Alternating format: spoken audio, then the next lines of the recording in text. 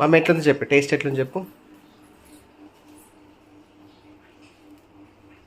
నేను మమ్మీ కొంచెం దొంగతనం చేస్తున్నా చూడండి.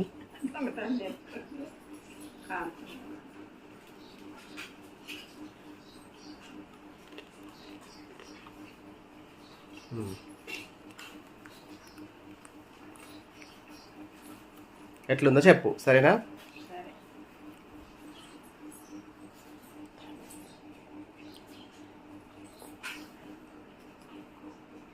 బాగుందా మమ్మీ? సూపరా? నువ్వు చేసినట్టు ఉందా లేకపోతే ఎట్లా చేసి చెప్పా? చెప్తా. నిజంగా చెప్పు మమ్మీ.